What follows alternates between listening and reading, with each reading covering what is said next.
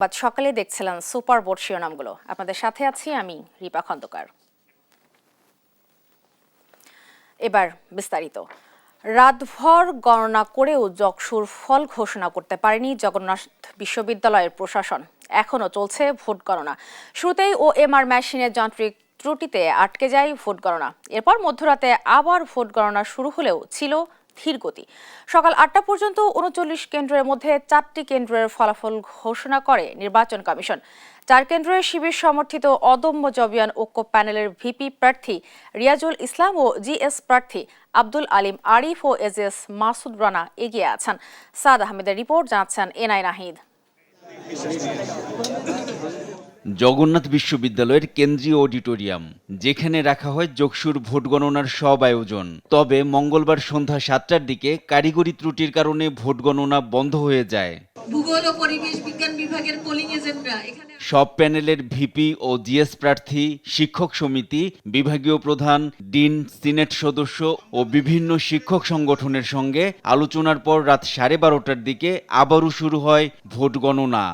সভায় নিম্নোক্তভাবে ভোট গণনার সিদ্ধান্ত গৃহীত হয়।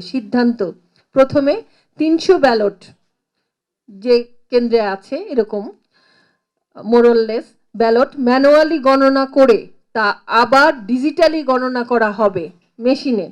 যদি দুটো মেশিনেই যেই ফলাফলটা ম্যানুয়ালি ফলাফলের কাছাকাছি হয় তাহলে, এবং কাছাকাছি হয় মানে ম্যানুয়ালি যে ফলাফল তার সাথে মিলে যায়, তাহলে আমরা সেই মেশিনেই বাকি ভোটগুলা গণনা করা হবে বাকি কেন্দ্রের। এভাবে সকল কেন্দ্রের ভোট ডিজিটালি গণনা শেষে একসাথে যকসু নির্বাচনের ফলাফল ঘোষণা করা হবে।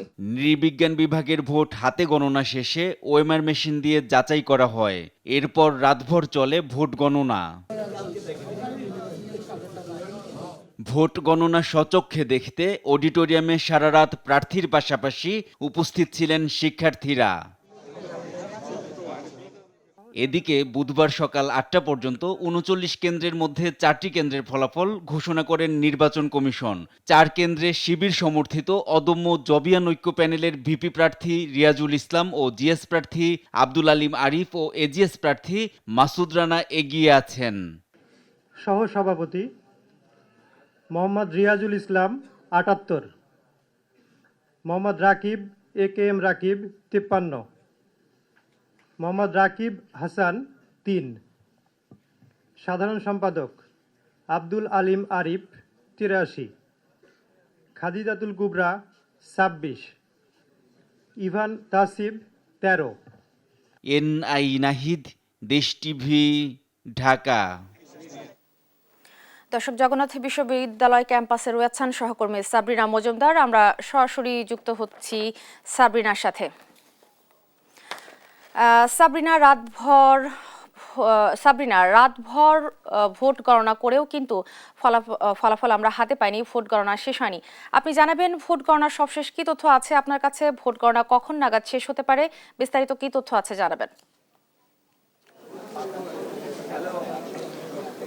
রিপা, ঘড়িতে এখন সময় ঠিক 9টা 4 মিনিট এবং এই যে কালকে যে ভোট গণনা বা ভোট দেওয়া হলো সেটির কিন্তু আসলে আজকে এখন পর্যন্ত 18 ঘন্টা পেরিয়ে গেছে এবং ভোট গণনা কিন্তু ইতোমধ্যে চলছে। আমি যখন সকালবেলায় এইখানে এই জায়গাটাতে এসেছি, সেখানে যকসু নির্বাচনে যেখানে আসলে ভোট গণনা চলছে সেই জায়গাটিতে এসে আমি যেটা দেখতে পেয়েছি যে কেন্দ্রীয় নিয়ন্ত্রণ কক্ষে আসলে ঠিক 8:15টার দিকে 4টি কেন্দ্রের আসলে 39টি কেন্দ্রের মধ্যে 4টি কেন্দ্রের মধ্যে কারা কারা আসলে এগিয়ে আছে, কারা কত নম্বরে আসলে আছেন, কত ভোট পেয়েছেন, সেগুলো আসলে এখানে যারা প্রশাসন আছে তারা আসলে বলেছেন, আমাদেরকে জানিয়েছেন। এবং পরবর্তীতে এই যে ঠিক 5 থেকে 10 মিনিট আগে দুটো কেন্দ্রের আসলে এইখানে যারা এগিয়ে আছেন তাদের আসলে computer science and engineering, genetic engineering and biotechnology বিভাগের যারা এগিয়ে আছেন সেখানে আসলে কে কত ভোট পেয়েছে সেগুলো আসলে আমাদেরকে জানিয়েছেন এখানে প্রধান নির্বাচন কমিশনার যারা রয়েছেন বা যারা দায়িত্বে ছিলেন। এখন পর্যন্ত আসলে শিবির প্যানেলের যারা প্রার্থী আছেন তারা আসলে ভিপি পদে বা জিএস পদে এজিএস পদে সেখানে আসলে দেখা যাচ্ছে যে তারা এগিয়ে আছেন। এবং সেই সাথে যদি একটু বলতে চাই যে কালকে প্রেক্ষাপট যদি একটু টানতে চাই, সকাল 9টা থেকে 3:30 পর্যন্ত আসলে ভোট গ্রহণ চলে। সেখানে আসলে যেহেতু এটি প্রথম ভোট যশু জগন্নাথ বিশ্ববিদ্যালয়, সেহেতু যেখানে যারা শিক্ষার্থীরা যারা আছেন শিক্ষার্থীরা এসে খুব উৎসাহ দেখিয়ে আসলে এখানে ভোটে আসলে অংশগ্রহণ করে, তারা ভোট দেয় স্বাচ্ছন্দ্য বোধে। প্রথমে কিন্তু একটু পাল্টাপাল্টি অভিযোগ থাকলেও পরবর্তীতে কিন্তু আসলে কোনো অপ্রীতিকর ঘটনা আসলে এখন পর্যন্ত আসলে চোখে পড়েনি বা এখন পর্যন্ত হয়ওনি। তো পরবর্তীতে যখন ওএমআর মেশিনের যে ঘটনাটি ঘটে, অর্থাৎ ওএমআর মেশিনের যে কারিগরি ত্রুটির জন্য যে এই ঘটনাটি ঘটে, পরবর্তীতে কিন্তু কিছুক্ষণের জন্য আসলে ভোট গণনা আসলে বন্ধ হয়ে যায়। পরবর্তীতে একটি মিটিংও হয়, মিটিংয়ের পর আসলে সিদ্ধান্ত নেওয়া হয় যে হাতে গণনাতে একটি ভোট গণনা চলবে। এরপর ওএমআর মেশিনে যদি সেটি মিলে তাহলে হচ্ছে ওএমআর মেশিনের ভোট গণনা চলবে। এবং পরবর্তীতে নৃবিজ্ঞান বিভাগের যে ভোট সেটি কিন্তু ওএমআর মেশিনের দেওয়ার পর আসলে সেই ভোট গণনা আসলে কত হয়েছে, কে কত ভোট পেয়েছে সেটি আসলে এখানে আসলে প্রকাশ করা হয়। তো এখন পর্যন্ত আসলে ভোট গণনা আসলে চলছে এবং এখন ঠিক কতক্ষণ নাগাদ আসলে এই ভোট গণনা শেষ হবে সেটিও কিন্তু আসলে জানাতে পারছে না। তবে শিক্ষার্থীরা যেটি দেখতে পাচ্ছি যে সকাল থেকে কিন্তু এখানে বিভিন্ন শিক্ষার্থীদের আসলে ভিড় রয়েছে, তারা আসছেন এবং তারাও কিন্তু আসলে অনেক বেশি উদ্গ্রীব হয়ে আছেন যে কখন নাগাদ আসলে ফলাফল ঘোষণা করবে, কখন নাগাদ তারা এই ফলাফল পাবে যে এই প্রথম নির্বাচনে আসলে জিএস পদে কে হবেন এবং এজিএস পদে বা ভিপি পদে কে কোন প্রার্থী হবেন। তো এখন পর্যন্ত এই ছিল সর্বশেষ খবর যশোর নির্বাচন নিয়ে। রিপা। ধন্যবাদ সাবরিনা আমাদের সাথে যুক্ত হওয়ার জন্য। দর্শক, যশোর নির্বাচনের ফলাফল ঘোষণা নিয়ে জানাচ্ছিলেন আমাদের সহকর্মী সাবরিনা মজুমদার। রাজধানীতে এলপি গ্যাস বিক্রি হচ্ছে নির্ধারিত মূল্যের 1.5 থেকে দ্বিগুণ মূল্যে। সরবরাহ কমে যাওয়ায় কোথাও কোথাও দিনভর ঘুরেও মিলছে না গ্যাস সিলিন্ডার। এতে ভোগান্তিতে গ্যাস নির্ভর শিল্প মালিক ও সাধারণ মানুষ। সংকটের পেছনে গ্যাসবাহী জাহাজে যুক্তরাষ্ট্রের নিষেধাজ্ঞা ও ডিসেম্বরে আমদানি কম হওয়াকে দায়ী করছেন সংশ্লিষ্টরা। রমজান মাসেও এমন সংকট থাকবে বলে আশঙ্কা করছেন বিশ্লেষকরা। আরও জানাচ্ছেন ফাহিম ইউসুফ। 20 তারিখে বললো যে গ্যাসের দাম বাড়ছে, গ্যাসের দাম বেশি নিতে হবে 3800 টাকা। এরপরে মাস শেষ হয়ে যাওয়ার বলছে আমরা 4300 টাকা লাগবে। ব্যবসা ক্ষতি হচ্ছে এখন বর্তমানে, কারণ আমরা যেখানে 10,000 লাভ করবো সেখানে আমরা 5,000 টাকা লাভ হবে। আমার 18 জন কর্মচারী নিয়ে আমার অনেক কষ্ট হয়। এভাবেই লোকসানের কথা জানাচ্ছিলেন রাজধানীর তেজগাঁওয়ের রেস্টুরেন্ট ব্যবসায়ী ফজলুর রহমান। একই চিত্র হাতিরঝিলের এ চা দোকানির। গ্যাস সিলিন্ডারের দাম প্রায় দ্বিগুণ হওয়ায় ব্যবসা বন্ধের শঙ্কায় তিনি। প্রতি সবাই একটা গ্যাস, এতে গ্যাস এখন শেষ হয়ে যাচ্ছে। আর গ্যাসের মনে করেন 2200-2300 টাকা গ্যাস চাই, কিনে তো আর দোকান চালানো সম্ভব না। গেল এক সপ্তাহ ধরে রাজধানীতে তীব্র গ্যাস সংকটে নাজেহাল সাধারণ মানুষ। সকাল সন্ধ্যা খুঁজেও পাচ্ছেন না গ্যাস সিলিন্ডার, পেলেও গুনতে হচ্ছে বাড়তি অর্থ। সরকার নির্ধারিত 1306 টাকার 12 কেজির সিলিন্ডার কিনতে বাড়তি লাগছে 500 থেকে 1000 টাকা। বাসায় রান্না বন্ধ থাকায় ছুটতে হচ্ছে হোটেলে। সকালে আসছি, দুপুর আসছি, বিকাল আসছি, 3-4 দিন ধরে আসছি গ্যাসের লিয়ে। গ্যাস নাই, গ্যাস দিতে পারে না, টাকা হইলো গ্যাস দিতে পারে না। 29টি এলপি গ্যাসবাহী জাহাজে যুক্তরাষ্ট্রের নিষেধাজ্ঞা, ডলার সংকট এবং বন্দরে জাহাজ জট সব মিলিয়ে বাজারে কমেছে সরবরাহ। পাশাপাশি প্রতি মাসে গড়ে 1,30,000 থেকে 40,000 টন এলপিজি আমদানি করা হলেও ডিসেম্বরে এসেছে মাত্র 90,000 টন। এদিকে কোম্পানির সঙ্গে সিলিন্ডার পরিবহন ও হ্যান্ডেলিং খরচ বেড়ে যাওয়ায় বাড়তি দাম রাখতে বাধ্য হচ্ছেন ব্যবসায়ীরা। এমনটা জানান এলপিজি ব্যবসায়ী সংগঠনের এই নেতা। এই ড্রাই সিজনে এলপি গ্যাসের একটু সংকট সবসময়ই থাকে, কিন্তু বর্তমানে যে ক্রাইসিস আমরা ফিল করতেছি এরকম ক্রাইসিস কখনোই হয় নাই। প্রায় 20-22টা কোম্পানিতে গ্যাস নাই, তাদের সিলিন্ডারগুলো কিন্তু আমি যদি রাখি তাকে একটা আমার কোম্পানি রানিং কোম্পানির সিলিন্ডার দিয়ে দিই, তাহলে সিলিন্ডার এক্সচেঞ্জের একটা চার্জ আছে। আমার গ্যাসের দাম যদি 1300 টাকা হয় বা 1350 টাকা হয়, সিলিন্ডার এক্সচেঞ্জের জন্য আরও 400-500 টাকা যোগ করলে 1800-1900 টাকা তো এমনি হয়ে যায়। আসছে রমজানে এ সংকট বাড়ার আশঙ্কায় আমদানি প্রক্রিয়া সহজ ও বাজার তদারকি বাড়ানোর তাগিদ দেন সংশ্লিষ্টরা। ফাহিম ইউসুফ, দেশ টিভি, ঢাকা। নগরবাসীর চলাচলের জন্য যে ফুটপাত তার অধিকাংশই ব্যবহার হচ্ছে পাবলিক টয়লেট হিসেবে। উন্মুক্ত স্থানে মলমূত্র ত্যাগ করার কারণে একদিকে যেমন ফুটপাতে মানুষের চলাচল ব্যাহত হচ্ছে, অন্যদিকে ক্ষতি হচ্ছে পরিবেশের। এ পরিস্থিতি থেকে পরিত্রাণ চান নগরবাসী। রাজধানীর বেশ কয়েকটি ফুটপাতের বেহাল দশার কথা তুলে ধরছেন সহকর্মী অঙ্কন চৌধুরী। এমন দৃশ্যে যে কেউ মনেই করতে পারে এটা কোনো পাবলিক টয়লেট। আদৌ কি এটা কোনো পাবলিক টয়লেট? রাজধানীর বেশ কয়েকটি ফুটপাতের এমন বেহাল দশা। রাজধানীর বিভিন্ন স্থানে পাবলিক টয়লেট থাকার পরেও এভাবেই ফুটপাতে উন্মুক্ত স্থানে মলমূত্র ত্যাগ করছেন কেউ কেউ।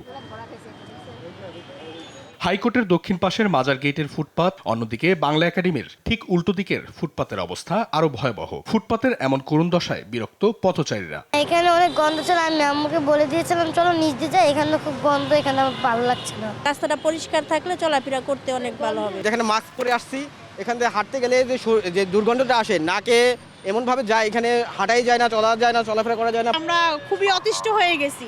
এই দুর্গন্ধ বাচ্চাদেরকে নিয়ে এদিক দিয়ে চলাচল করা খুবই দুষ্কর হয়ে পড়ছে। আর প্রস্রাব পায়খানা পড়ে রয়েছে এখানে, না অনেক দুর্গন্ধ। আবার দেখলাম ময়লা পড়ে রয়েছে পাশে। একটা ভালো একটা সুন্দর পরিবেশের মধ্যে যদি এরকম থাকে তাহলে আসলে এটা কখনোই কাম্য না। এই সমস্যা থেকে রেহাই পেতে পাবলিক টয়লেটের সংখ্যা বাড়ানোর দাবি পথচারীদের। এখানে যদি গণশৌচাগার করা হতো তাহলে মনে বিষয়টা ভালো হতো। দেখা গেছে পুরুষ মানুষ ওয়াশরুম করছে, ওখানে আমি মেয়ে মানুষ কিভাবে যাব, তাই আমি দেখা গেছে ফুটপাথটা অ্যাভয়েড করে আমি রোড দিয়ে হাঁটছি। ফুটপাথ এত অকুপাইড থাকে এর জন্য মানুষ ওভারব্রিজও ব্যবহার করে না। একটু নর্মাল হাঁটার উপযোগী হলে ভালো হতো। বন্ধ যেন হয় এরকম একটা বিষয় ব্যবস্থা নিলে আমরা উপকৃত হতাম। থ্যাংক ইউ আপনাকে। ইউনিভার্সিটির পাশে, হসপিটালের পাশে এরকম একটা প্রাইম জায়গাতে এরকম বিশ্রী পরিস্থিতির সম্মুখীন আমরা হতে চাই না। পরিবেশ ও মানুষের স্বাস্থ্যের কথা মাথায় রেখে ফুটপাতগুলো মানুষের চলাচলের উপযোগী করবে কর্তৃপক্ষ, এমনটাই প্রত্যাশা নগরবাসীর। অঙ্কন চৌধুরী, দেশ টিভি, ঢাকা। এবার আইডিএলসি জনতার ভোট।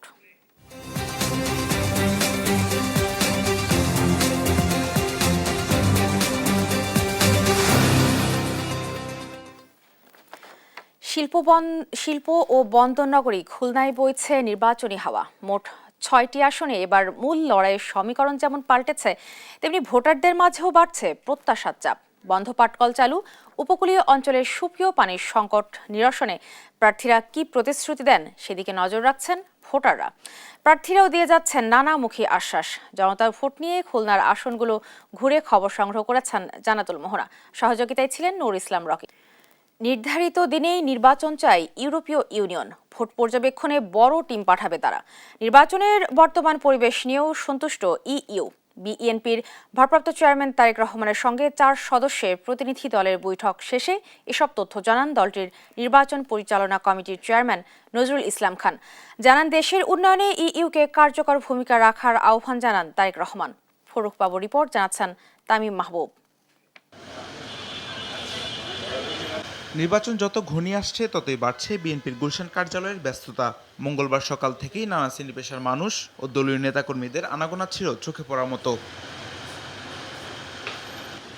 কেবল কূটনৈতিক বৈঠক নয়, দলের সাংগঠনিক ভিত্তি মজবুত করতেও দিনভর বৈঠক করেন বিএনপির ভারপ্রাপ্ত চেয়ারম্যান তারেক রহমান।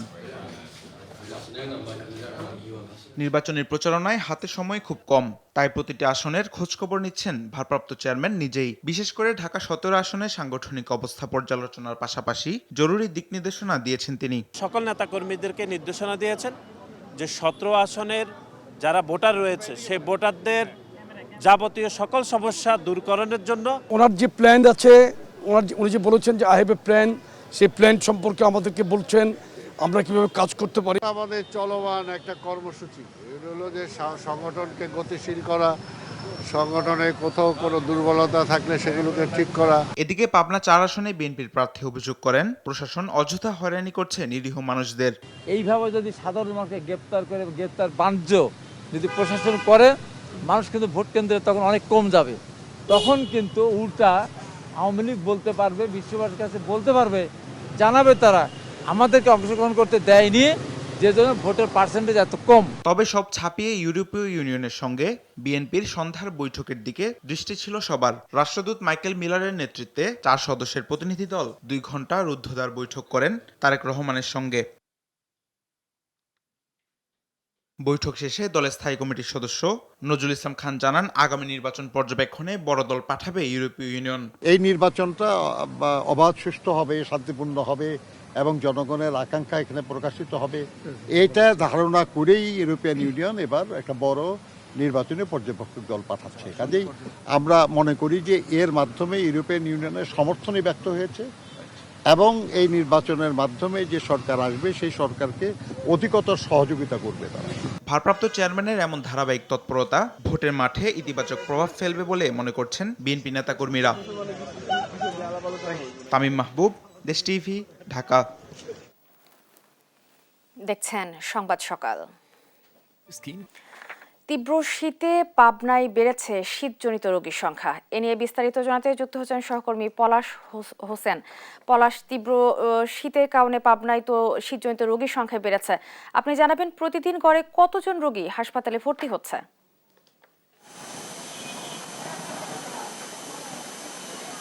যে রিপা, গত কয়েকদিন ধরে পাবনাতে কিন্তু শীতের যে তীব্রতা সেটি কিন্তু বেড়ে চলেছে, যার ফলে পাবনা সদর হাসপাতালে কিন্তু গত কয়েকদিনে শিশু এবং বয়স্ক রোগীর সংখ্যা কিন্তু কয়েক গুণ বেড়ে গেছে।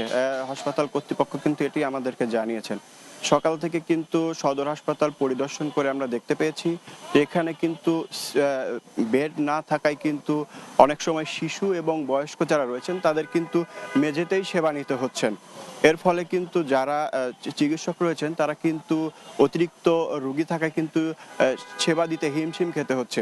এছাড়াও কিন্তু গত কয়েকদিন ধরে পাবনাতে কিন্তু সর্বনিম্ন তাপমাত্রা কিন্তু রেকর্ড করা হয়েছে, যার ফলে গত কয়েকদিন ধরে 250 শয্যা থেকেও কিন্তু অতিরিক্ত রোগী কিন্তু পাবনা 250 শয্যা জেনারেল হাসপাতালে ভর্তি হয়েছে। চিকিৎসকেরা জানিয়েছেন যে এখন যদি তারা শিশু এবং যারা বয়স্ক রয়েছে তাদেরকে গরম কাপড় এবং সাবধানে রাখার কিন্তু পরামর্শ দিয়েছেন। এছাড়াও কিন্তু আজকে পাবনা জেলায় তাপমাত্রা রেকর্ড করা হয়েছে 7.5 ডিগ্রি সেলসিয়াস। এই ছিল আমার কাছে পাবনা থেকে 250 শয্যা জেনারেল হাসপাতাল থেকে সর্বশেষ তথ্য। ধন্যবাদ পলাশ আপনাকে। দর্শক, পাবনা সদর হাসপাতাল থেকে সরাসরি যুক্ত ছিলেন সহকর্মী পলাশ। নওগাঁয় আজ দেশের সর্বনিম্ন তাপমাত্রা 6.7 ডিগ্রি সেলসিয়াস। শীতে বিপর্যস্ত হয়ে পড়েছে জনজীবন। এ নিয়ে আরো জানাতে সরাসরি যুক্ত হচ্ছেন সহকর্মী কাজী কামাল হোসেন। কামাল, নওগাঁয় শীতের তীব্রতা কেমন দেখছেন? এতে সাধারণ খেটে খাওয়া মানুষের কষ্ট ভোগান্তিতে কেমন পড়তে হয়েছে? আর এই যে সাধারণ মানুষজন, খেটে খাওয়া মানুষজনকে ভোগান্তি পোহাতে হচ্ছে, এতে সরকারের পক্ষ থেকে কোনো উদ্যোগ নেওয়া হয়েছে কিনা? রিপা, উত্তরের সীমান্তবর্তী জেলা নওগাঁয় শীতের তীব্রতা একেবারে জেঁকে বসেছে।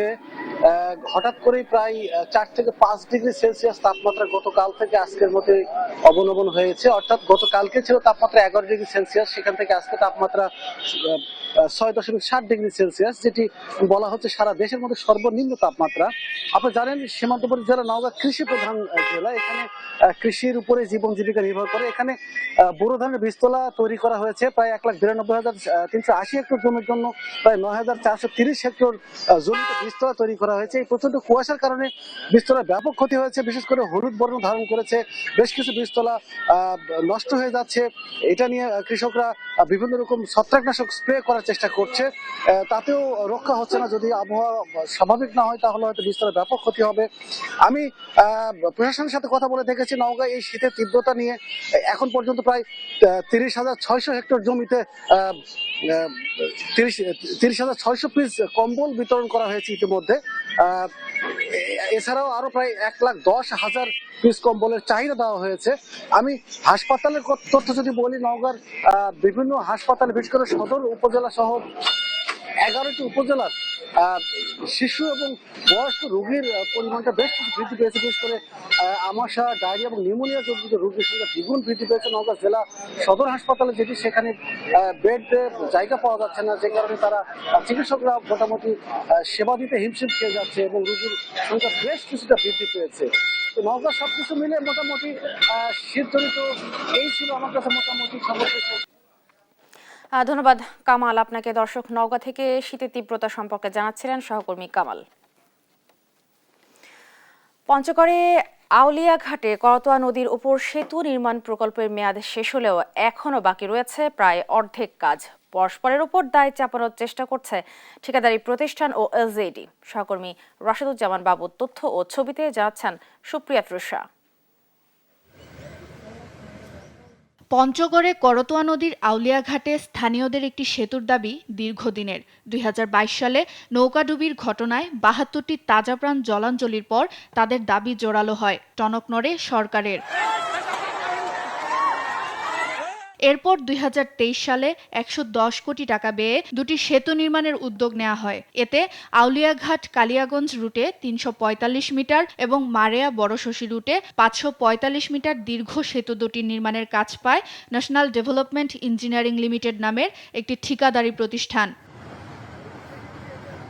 তবে ভূমি অধিগ্রহণ সহ নানা সমস্যা দেখা দেয়ায় 2025 সালের 19 ডিসেম্বর প্রকল্পটির মেয়াদ শেষ হওয়ার কথা থাকলেও এ পর্যন্ত সম্পন্ন হয়েছে মোট কাজের 62%। সময়মতো প্রকল্পের কাজ শেষ না হওয়ার পাশাপাশি নানা ধরনের অনিয়মের অভিযোগ তুলেছে স্থানীয়রা। রাতের এরা কি মিক্সচার দিচ্ছে, কি দিচ্ছে, এইটি দেখার বিষয় তো কোনো লোক দেখি না আমরা। ওগুলা ভাঙে, ওগুলা আবার ওখানে ঢালে দিচ্ছে। পুরানো পাথরগুলো দিয়ে অন্য কিছু তৈরি করতেছে, যেমন ব্লক তৈরি করতেছে, গার্ডার তৈরি করতেছে। যদিও এ বিষয়ে অভিযোগ অস্বীকার করেছে ঠিকাদারি প্রতিষ্ঠান। পাইলট ব্রেকিং থেকে যে স্টোন চিপস সেটা দিয়ে, সেটা কোনো ব্রিজ কম্পোনেন্টের বা রাস্তার কোনো স্লোপ প্রোটেকশনের ব্লকের কাজে ব্যবহার করা হয় নাই, সেটা আমাদের সাপোর্টিং কাজের জন্য ব্যবহার করা হয়েছে। বরাদ্দ ছাড়া পুরনো সামগ্রী প্রকল্পে ব্যবহারের কোনো সুযোগ নেই জানিয়ে অনুমতি দেওয়ার বিষয়টি পাশ কাটিয়ে যান এলজিইডির নির্বাহী প্রকৌশলী। এই জায়গাটাতে আমার একটু দ্বিমত আছে। আমরা যে বালি ব্যবহার করতেছি, পাথর প্লাস বালি, এগুলো গুণগত মান অনেক ভালো। আমরা যে গার্ডার করতেছি এখানে আমরা পাকুড় স্টোন ব্যবহার করতেছি। এটা আমাদের এখানে আমাদের 25 LA আসার কথা, সেই জায়গায় আমরা অনেক ভালো 14 থেকে 15 LA সম্পন্ন পাথর ব্যবহার করতেছি। সুষ্ঠু তদন্ত শেষে দ্রুতই নেওয়া হবে ব্যবস্থা, এমনটাই প্রত্যাশা আউলিয়া ঘাট পারাপারের মানুষদের। সুপ্রিয়া তৃষা, নিউজ ডেস্ক, দেশ টিভি।